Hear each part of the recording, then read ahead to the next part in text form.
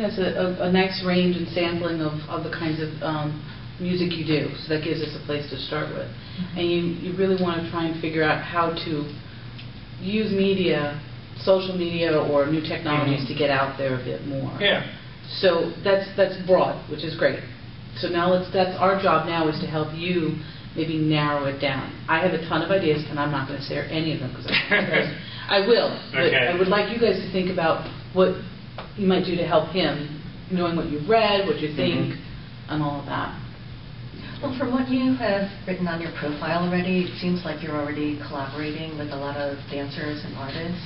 Well, I've done stuff for them, but I always seem to, it's like, there's a guy I work with in Boston, he owns a studio. But I can't remember what I wrote on my profile. I've done stuff like a couple of theater pieces, but it's almost one-offs, do you know what I mean? People ask me to do it, and I do it, and then I'm done, and I move on to something else. And I don't mind doing that, actually. I like having goals. I like having like someone say, I'll hire you to do this, and I have to do it. Yeah, it seems like they might be your best publicist in a situation like this. Maybe. I don't really connect well business-wise. Those things are all people who knew me and sort of thought, well, I could use you to do this, you know. Well, make use of those connections. Yeah. Some things work. So, part of what I want to do is, I want to be able to, like, I have like things on iTunes and I'm on Spotify and I've got things like that, and they just kind of sit there. And you can, web's a big place, and if you play something here and you play something there, they pretty much just sit there all by themselves unless you can figure out some way to make them brighter or something. Did you say you have a Facebook page?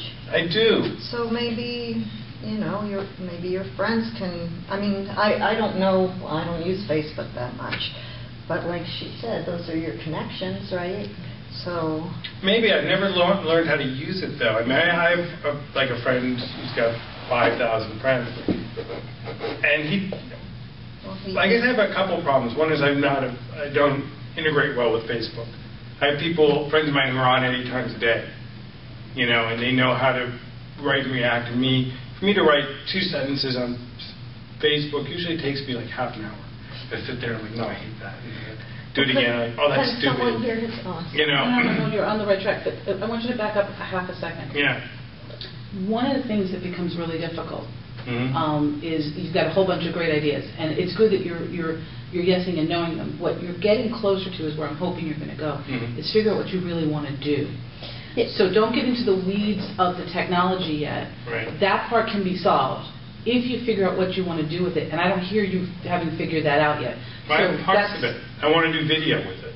Okay. I was going to ask, have you ever thought of what images you want to put behind a certain piece? Like we were saying, the one I said it sounded like a Hayao Miyazaki movie, and that's a big animator who does very ethereal and complex animation series. And I was just asking, like, have you ever thought of, even if it's just like a color that goes along with the mood of your song, like that would help you start to think of, well, what images do I want to put to this song? What story do I want to tell with this song? That's a good question. I mean, you bring up a good point. I get images all the time, and I have a hard time putting them on paper. I've tried a few times, you know. You mean sketching the image? Yeah, you know, do a linear, like, well, I want this here and this here, and I try to find words for what I was just imaging. And they don't always come out all that succinctly or clearly or cogently, you know, it's just like all over the place. But I would like to start somehow matching them and creating something that works well with the music. Something that it could be a lot of things. It could be a story. It could be animation. Right. Like I could fire spin to any one of those songs. Like you could, and I know several people who could fire spin to any one of those songs and have completely different shows depending on what you wanted. But like Lisa said, it is about what you want. There needs to be. I'm open to all those things. I like all those. Right. I love dance. I love fire. I mean, images and stuff like that. Like animation, I just don't know how to make it all happen. That's the part you got to stop. Okay. You don't need to know how to do it. Okay. You don't need to know how to do the animation, all that. It was exactly what we were talking before the minute. You don't need to know how to do that part. you need to know what you want to have done with your art, with your music. What if the images are there in your head? You don't have to be you don't have to be able to sketch it. But I'll use this as an example. For my novel, in my head, my main character is Ali Sheedy today. Okay, that's who she looks like, not who she was, but that's in my head. That's who she is. And so, as I'm trying to describe her, I'm like, screw that. I went out, I found a picture of Ali Sheedy, I stuck it up on a wall, and then I was trying to think about describing all the other people, and said, all right, wait a minute, this one came. Let me think about who the other ones in my head look like, or some conglomeration of a bunch of people. So I ended up putting up pictures of different actors or just photos I found of people, and I started to put them up there, and then all my characters started to sync better because I knew who they were, and two of the characters have alter egos online. So I know what their alter egos that they describe themselves are, were completely different than who they look like. So you don't have to be able to draw it. You can go find it. I didn't have to have the words until I kind of had the image in my head, saw them, and then I could just sit there and go, okay, this is kind of what it is. And then my language and how to describe them came out so much easier.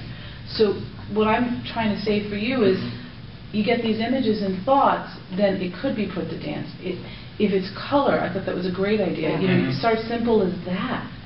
So don't worry about you being able to do it, but